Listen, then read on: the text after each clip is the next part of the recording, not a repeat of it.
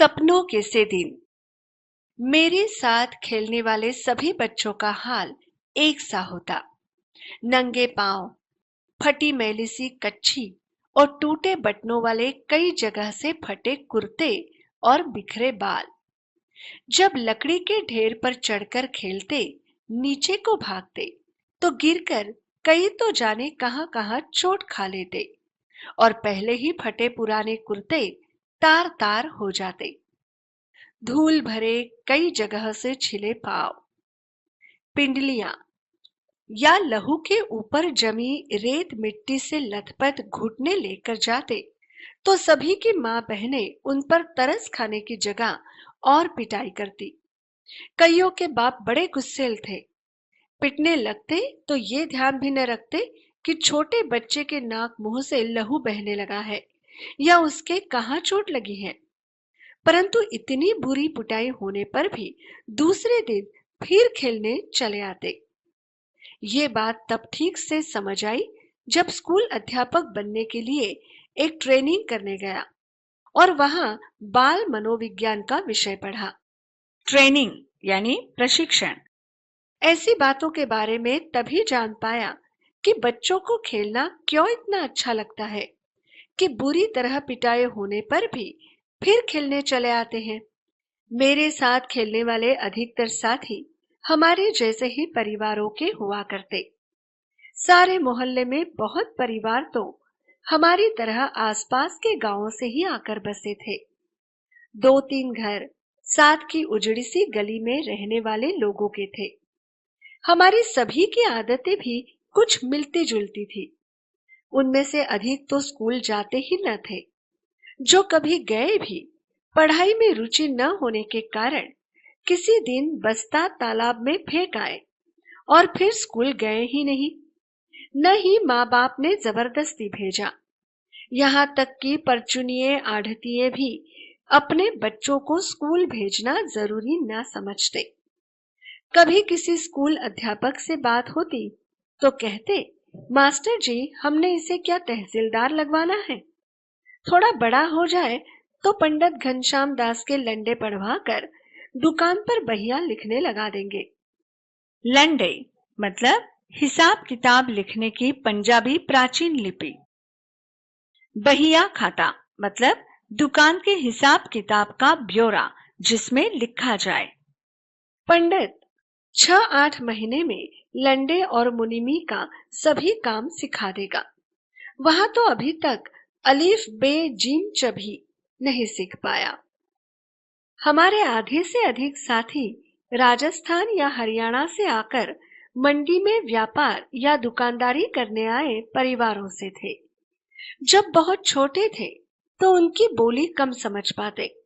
उनके कुछ शब्द सुनकर हमें हंसी आने लगती, परंतु खेलते तो सभी एक दूसरे की बात खूब अच्छी तरह समझ लेते। अगर आप अपने सिलेबस के सारे चैप्टर्स इस फॉर्मेट में देखना चाहते हैं तो हमें डिस्क्रिप्शन में दिए गए नंबर पर कॉल करें। पता भी नहीं चला कि लोगोक्ति अनुसार एह खेड़न दे दिन चार कैसे कब बीत गए। खेड़न मतलब खेलने के। हम में से कोई भी ऐसा न था जो स्कूल के कमरे में बैठकर पढ़ने को कैद न समझता हो। कुछ अपने माँ बाप के साथ जैसा भी था काम कराने लगे। बचपन में घास अधिक हरी और फूलों की सुगंध अधिक मनमोहक लगती है। ये शब्द शायद आधी शती पहले किसी पुस्तक में पढ़े थे, परंतु आज तक याद है।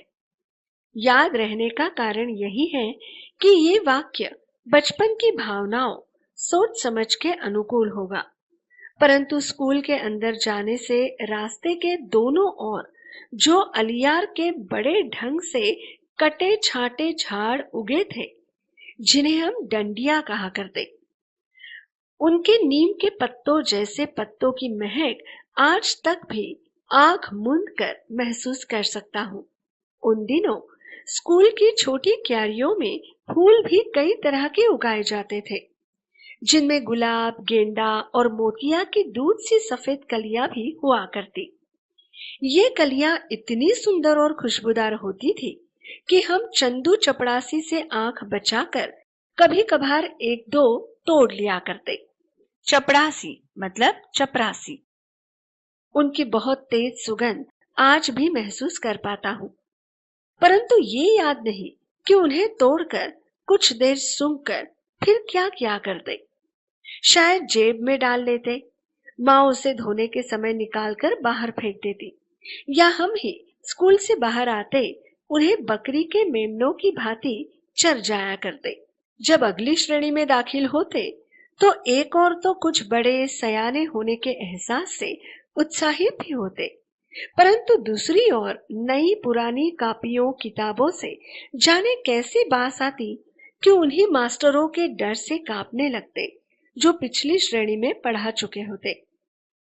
तब स्कूल में शुरू साल में 1-1.5 महीना पढ़ाई हुआ करती, फिर 1.5-2 महीने की छुट्टियां शुरू हो जाया करती। अब तक तो जो बात अच्छी तरह याद है वो छुट्टियों के पहले और आखिरी दिनों का फर्क था। पहले 2-3 सप्ताह तो खूब खेल कूद हुआ करती। हर साल ही माँ के साथ ननिहाल चले जाते। वहां नानी खूब दूध दही मक्खन खिलाती, बहुत प्यार करती। छोटा सा पिछड़ा गांव था, परंतु तालाब हमारी मंडी के तालाब जितना ही बड़ा था। दोपहर तक तो उस तालाब में नहाते, फिर नानी से जो जी में आता मांगकर खाने लगते। नानी हमारे बोलने के ढंग या कम खाने के कारण बहुत खुश होती।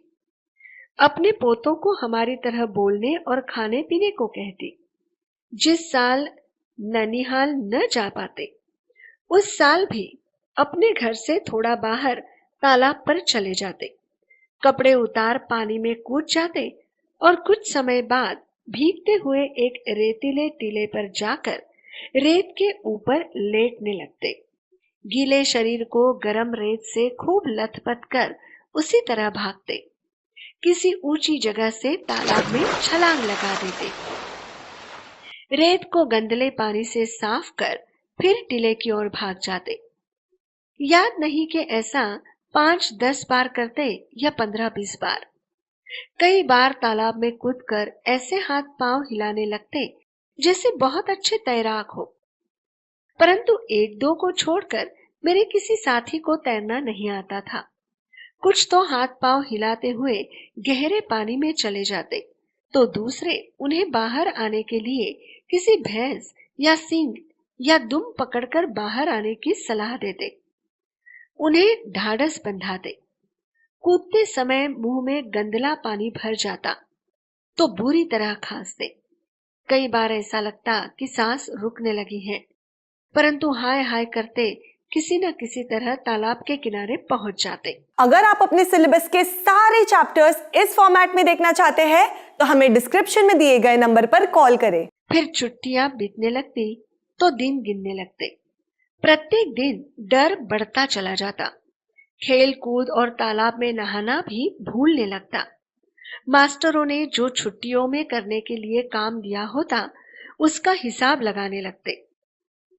जैसे हिसाब के मास्टर जी 200 से कम सवाल कभी न बताते। मन में हिसाब लगाते कि यदि 10 सवाल रोज निकाले तो 20 दिन में पूरे हो जाएंगे। जब ऐसा सोचना शुरू करते तो छुट्टियों का 1 महीना बाकी हुआ करता। एक एक दिन गिनते 10 दिन खेल कूद में और बीत जाते। स्कूल की पिटाई का डर और बढ़ने लगता, परंतु डर भुलाने के लिए सोचते कि 10 की क्या बात, सवाल तो 15 भी आसानी से रोज निकाले जा सकते हैं।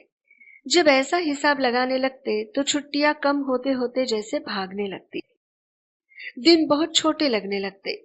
ऐसा महसूस होता जैसे सूरज भागकर दोपहर में ही छिप जाता हो।